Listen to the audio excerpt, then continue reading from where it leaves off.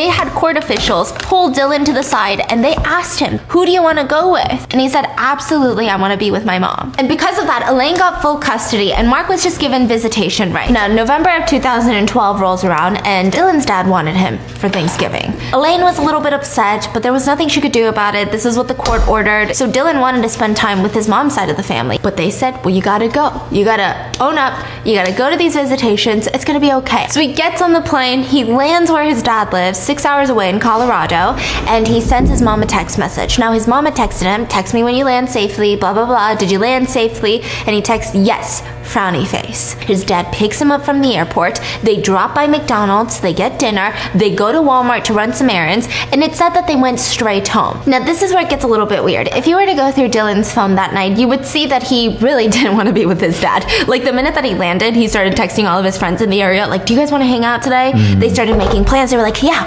sleep over, Dylan. Like, I know it's your first night, but like, come sleep over. He asked his dad, and he's like, oh, my dad said no. So he's upset. So he does the next best thing, which is to schedule a date with his friends at 6:30 a.m. the next morning. And the rest of the day, he doesn't text his mom back, even when he's supposed to go to sleep. The last text message from Dylan's phone was around 9:30. So the next day, Elaine doesn't hear from Dylan. That's bizarre, right? 4:30 rolls around, and Mark Redwine calls his ex-wife and says, have you seen Dylan? How would she see Dylan? You're the one watching Dylan. You're 6 hours away. I'm not even there. I don't even live in the same town. So she gets super frustrated, and he says, okay, well, I'm gonna call the marshal's office, like the police office, report him missing, and I'll keep you updated. She rushes home. She packs Corey's things. She packs her new husband's things. They head straight to where Mark lives, 6 hours away. Now, on their way there, as they're driving, she decides, why am I sitting around? I gotta do as much as I can right now because time is of the essence. She picks up her phone. She calls the marshal's office, and they're confused. My ex-husband reported Dylan missing. They're like, we've never heard of Dylan Redwine. Nobody reported a child missing to us. There's definitely no Dylan on record. There is no record of a phone conversation with a Mark Redwine. So now Elaine's getting worried. So she's calling anyone in the area that she can get a hold of, and nobody has seen Dylan. The minute that she gets to that town, she doesn't even go to Mark. She's straight up in the middle of the road screaming Dylan's name. So for the police get involved almost immediately, and they start contacting a bunch of search parties. There were a lot of search and rescue volunteers that were involved in the search. So for months, nobody finds Dylan, and there's no clues, and Elaine is so confused. Anytime that she tries to reach out to Mark, he won't answer her call. He ignores her, he blocks her, he refuses to answer questions. Of course, the police have already talked to him. They asked him to do a polygraph test, and he takes one. Elaine takes one too. Elaine passed with flying colors. Mark, on the other hand, failed multiple times. Oddly enough, the first time that they actually do talk, 3 months since Dylan goes missing, is on the Dr. Phil show. And it's just... like, the whole thing is weird. Corey is sitting there accusing his father of having to, like, you must know something. That's what he's telling national television. Like, there's no way that Mark doesn't know something. You were the last one to see him. So, of course, Dr. Phil is like, well, tell us exactly what happened. What happened that day? So his story goes like this. That night went as normal. They come home from Walmart. They don't really hang out. They don't really talk, but he falls asleep on the couch. He wakes up in the morning. Mark does, the dad. It's 7:30, and Dylan is still asleep on the couch. Mark does some things around the house. 11 rolls around. He tries to wake up Dylan, like, hey, I'm gonna go into town and run some errands. Do you want to come?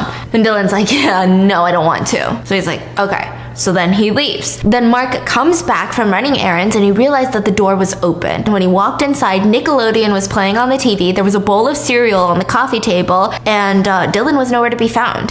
His phone, fishing pole, and I believe like something else was gone. Like maybe his backpack was gone. So he just thought, oh, well, he probably went to the lake that a lot of kids go to. Like, he didn't even care to look. He didn't care to confirm this theory. He just laid down and took a nap. So he takes a nap, and he wakes up, and Dylan's still not home. So that's when he decides to drive over to all of Dylan's friends' houses and ask, have you guys seen Dylan? Nobody had seen Dylan. So he makes that fateful phone call to Elaine and alleges that he called the marshal's office. Now, there's a lot of weird things about this story. If you were to go through Dylan's phone, you would realize that he had never texted anyone back since 9:30 p.m. last night. Now, he also didn't have a jacket with him, and so, I mean, Elaine thought that that was so weird that he went outside without a jacket. There's no way that he walked to a friend's house because the closest friend's house was 6 miles away. So that doesn't make sense either. And on top of that, he doesn't really like fishing and he doesn't know how to tread his own line. And Elena had a problem with the fact that he was watching Nickelodeon. So she's like, he would not be watching Nickelodeon.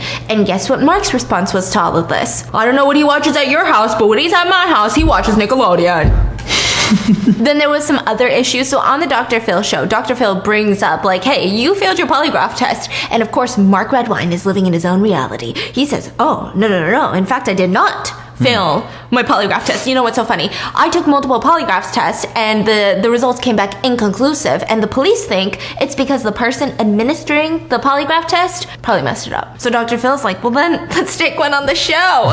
And he was like, yeah, for sure. And the audience is clapping. And then, of course, last minute, he chickens out. He's like, you know what? I don't really think I should be doing this. I don't really think that I should be doing this without my attorney. So all of it was bizarre. Then at one point, he even starts pointing the finger at Elaine and kind of insinuating that she had hired someone to kidnap Dylan to make sure that he never gets visitation, to blame Mark for the kidnapping of her own son. There was also another thing that was called into question was that they had these fundraising events to raise money for the search effort. So Corey, Elaine, all of their relatives were involved, and Mark never showed up to any of these. When Dr. Phil's like, why didn't you show up to these things for your own son that you allegedly missed so much and wish he would come home? He said, well, of course I didn't go because Elaine didn't want me there. Like, he's kind of making it seem like it's some sort of drama. So another couple of months go by and Dylan is still not found. June of 2013, there was a hiker in the mountains and he came across skeletal remains.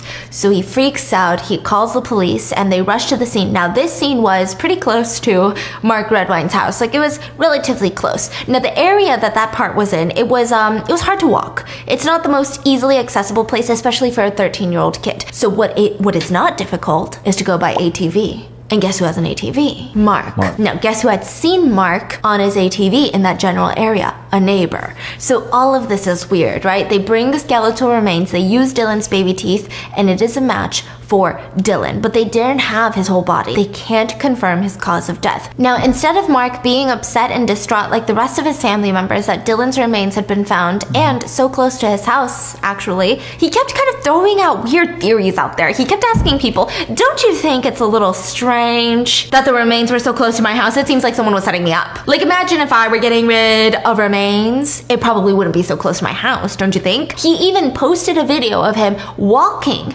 into that area to show that it's walkable. Not only did he give this to the police as evidence that Dylan might have walked out there by himself, but he posted it on Facebook. He started coming up with these theories like, what if Dylan was out in the woods and a hunter had seen him and thought he was a deer? This 13-year-old boy equals a deer, and he shot him. And of course, he's not going to call the cops on himself, so he just leaves Dylan in the woods. Now, the first person to go to the police after the remains were found was Brandon Redwine. He is Mark's son from his previous marriage. And he says, listen, I was having a conversation with my dad not too long ago, and he was talking about how if someone died, blunt force trauma would be the way to do it. And he was like, that's a weird conversation, so I don't know what you guys want to do with that conversation, police officers, but there you go. And then for the next 3 years, nothing happened. And Mark Redwine was a free man until November of 2015. They find the rest of Dylan's body, and using that, they were able to confirm that he had died of blunt force trauma to the head. It would actually take 2 more years to arrest Mark. I think one of the biggest breakthroughs was when they tested luminol through his living room, they found a lot of blood, practically everywhere. Now, you know what his defense to this was to the police? Well, Dylan gets a lot of paper cuts. The blood is old, and over the years, he's had a lot of paper cuts. So he finally gets arrested in 2017, and he's sitting in jail waiting for trial. Now, the whole time, he's like trying to extend this trial. 2017 rolls around, he gets an attorney. Now, they're going forward to have this trial, but the attorney can't represent him anymore. The attorney gets arrested for domestic.